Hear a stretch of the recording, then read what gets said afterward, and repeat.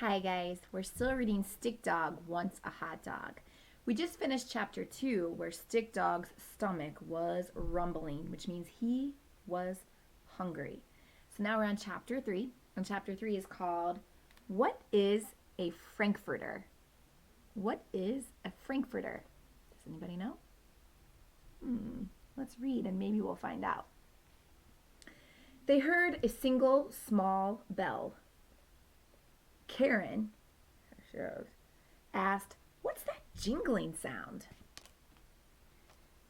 Poo Poo answered immediately, "Woohoo! It's Santa! It's his sleigh! Reindeer!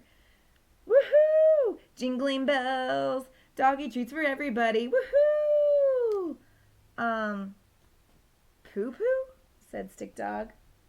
"Yes, it's June 20th. June what? June 20th. But he was thinking about Santa. So? Said Poo Poo. He was very distracted and was barely listening to Stick Dog at all. He was looking up at the sky, swinging his head back and forth, looking for Santa and his reindeer. So what? So what? Christmas is in December, said Stick Dog. You know, December 25th, when it's all cold and snowy, and the humans have pine trees and lights up all over the place. Poo Poo looked down at the ground. It sort of looked like he expected there to be snow all the way up to his knees. "It's not winter, is it?" Poo Poo whispered and looked glum. Then his voice grew louder, and he smiled a little bit. Maybe Santa made a mistake.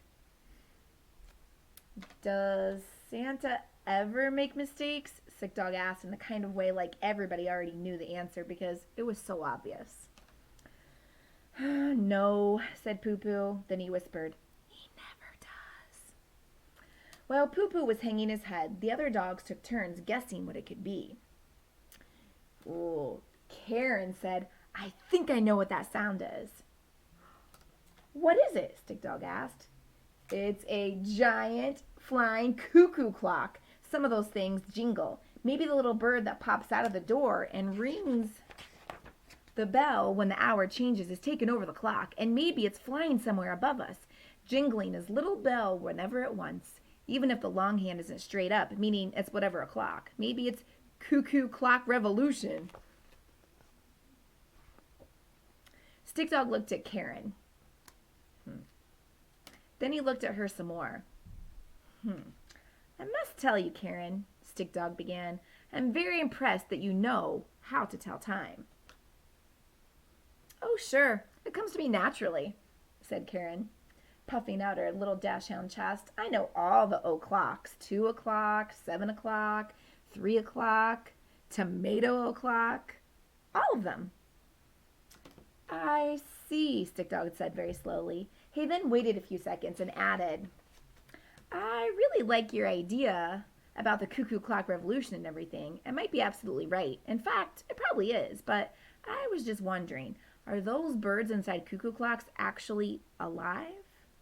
Or are they just little carved wooden models?" Karen whispered, "Little wooden models? I guess it's not a cuckoo bird revolution after all."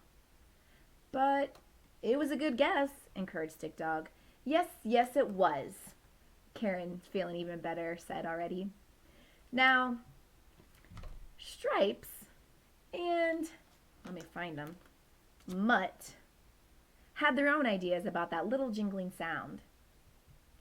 Stripes' theory was that a huge new species of miniature humans had emerged from beneath the earth and announced that they were going to take over the planet. Ringing bells constantly drive everybody crazy.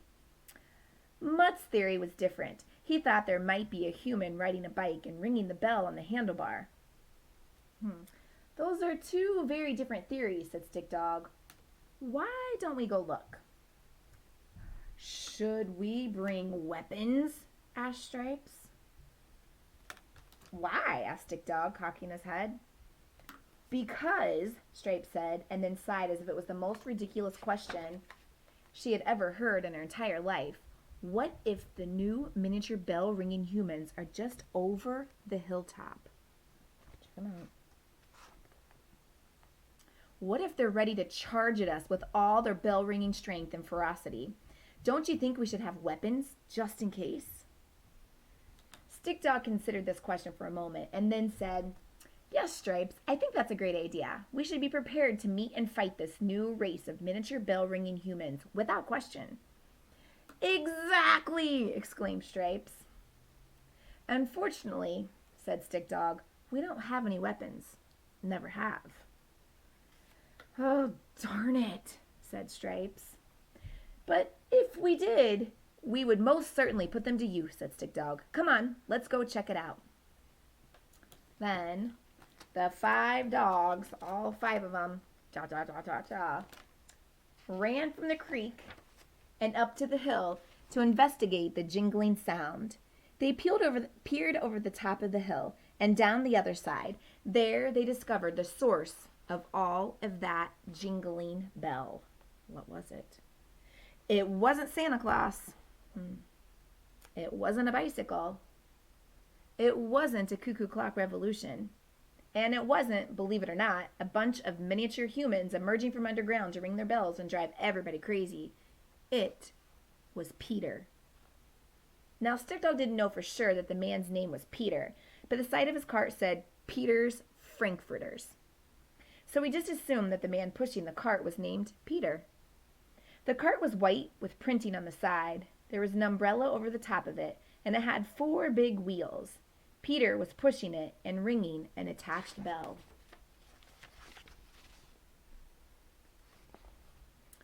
"That's the strangest contraption I have ever seen," said Poo Poo. "Is it a car? A bike? A wheelbarrow? A what?" The 5 dogs peered over the hill and watched the strange man with the strange cart. What's a Frankfurter?" Karen asked. "I have no idea," said Stick Dog. Now I know what you're going to say. You're going to say, "Oh yeah, right, the dogs are reading now. They went to school and learned phonics, and they know the alphabet, and they can read everything. Billboards, hot dog carts, encyclopedias. Like I'm going to believe that." Dogs reading the alphabet. Well, come on now. These dogs have been talking in this story for a while now. Actually, I've been interpreting for them.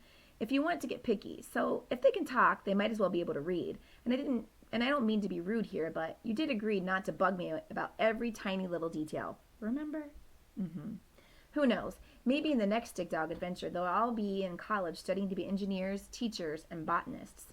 Anyway, they can talk and read. Okay? The 5 dogs continued to look over that hill, and every couple of minutes Peter would ring that bell. Then something happened that explained what Frankfurters were to the 5 friends. A boy came up to Peter and asked him something. They talked for a minute, and the boy gave him $1. And Peter gave him something back. The boy sniffed at it and then took a great big bite and smiled. What is that?" asked Karen. "That must be a Frankfurter," said Stick Dog. "Can you smell that?" asked Stripes, suddenly licking her lips. "It smells supermalicious." Stick Dog looked at Stripes but didn't say anything. He knew supermalicious was not a word, but he also knew that if it was a word, then it would be the most accurate word to describe the wonderful aromas emanating from the Frankfurter cart. His stomach began to growl even louder than before. Stick Dog firmly stated, "We have to get some of those." Now, before we continue, you all know what a Frankfurter is, right? It's a fancy name for a hot dog.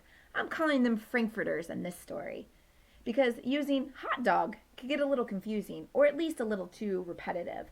There would be too many dogs everywhere, so we're using the word Frankfurter. And Stick Dog's right, they really are delicious, with a little ketchup and mustard. On a nice soft doughy bun, maybe a little cut up dill pickle. Oh, see, hot dog, Frankfurter. They're exactly the same, just 2 different names. Hot dog, Frankfurter. Oh, yeah, that's what I'm talking about. A sprinkle of salt, maybe just a little shredded cheese. On top of it, superb and malicious indeed. We need a plan, said Stick Dog. It was just then, however, that something caught his eye as he spied the Frankfurter cart as a potential food target. It was a slight movement among the branches of a maple tree. The tree itself was a few houses down the road from where Peter had parked the Frankfurter cart. It was very obvious that Stick Dog had become distracted by what he saw. He continued his thought, but his speech had become monotone, and his words came out much slower. We need a plan to get those Frankfurters. What is it, Stick Dog? Mutt asked as he stepped closer. He had noticed Stick Dog's change in demeanor. Poo Poo, Karen, and Stripes noticed as well. There was a sudden nervousness among them. It was quite unusual. They knew to see Stick Dog lose his focus, especially when food was involved. I saw something in that tree, he whispered. It's about 4 houses down the road from Peter, the Frankfurter man, and the maple tree there by the road. The other 4 dogs instantly turned their heads in that direction. How far up? Mutt asked. About 5 or 6 branches from the bottom, Stick Dog answered. He had not stopped staring at the spot. On the left side. As everyone calculated this and peered in that specific area, a branch there shook a little, and then the branch below it shook a lot, as if something had moved from one limb to another. What could it be? It's a squirrel, said Poo Poo. I'll take care of this problem in a jiffy. That maniacal little nut taking stand a chance with me. Oh, Mr. Poo Poo on the case. I'll get that squirrel. This startled Stick Dog out of his trance. His voice and speech pattern normalized. It's not a squirrel, he said quickly. Stick Dog didn't want Poo Poo charging out of the woods and barking up at that tree. That would definitely put Peter on alert and ruin any chance they had of getting those Frankfurters. I saw a strange set of eyes, not a squirrel's eyes or a bird's, something different. They all continued to stare at those upper branches, but only for 3 seconds. 1, 2, 3. That's because after 3 seconds, a pair of black eyes poked their way through some maple leaves. There was no doubt what those eyes were staring at. They were staring at the Frankfurter cart. And seconds later, a narrow gray nose emerged beneath the eyes and began sniffing and twitching. Somebody else is after the Frankfurters, whispered Stick Dog. When he said this, the face of their competition revealed itself fully. It's a bandit, yelled Stripes. Shh, said Stick Dog. In rapid succession, the other dogs guessed at the identity of the thing in the tree. It's a burglar, said Poo Poo. It's wearing a mask. It's a masked madman, Mutt guessed. Then Karen said, It's an inchworm. At this, they all turned to their dachshund comrade. It's not an inchworm, Karen, sighed Poo Poo. It's way too big. It's black and white and gray, not green, and it's wearing a mask, an evil mask of some sort. No, not in the tree, Karen giggled. Here on the ground, on this rock. I love these little guys. The way they move cracks me up. Look, up and down, up and down, up and down. Just go to the tiniest distance. I mean, grow some legs, little fella. You know what I mean? Stick Dog stared at Karen only for a moment. She was certainly going to be occupied with that inchworm for a while. He turned to the others. It's not a masked madman or a burglar or a bandit, he said. Well, what is it? Mutt, Stripes, and Poo Poo asked in unison. Off to the side, Karen dropped her head, lower toward the rock. The others could hear her. Up and down, up and down, up and down. She giggled. You're really moving now, little Lynchy.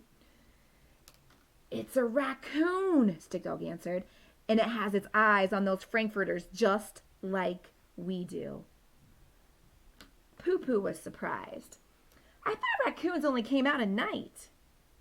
That's the only time I've ever seen them, confirmed Stick Dog.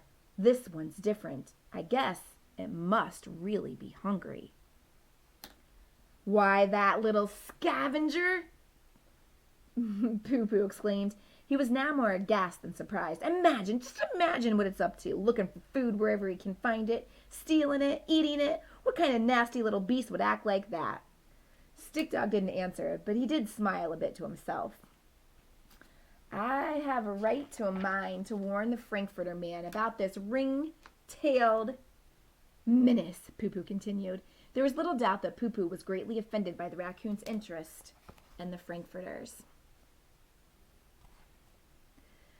It's all right, Stick Dog said in a calming voice. We have a little competition, that's all. It's nothing we can't handle. By this time, the inchworm had made its way off the rock and Karen had rejoined the group.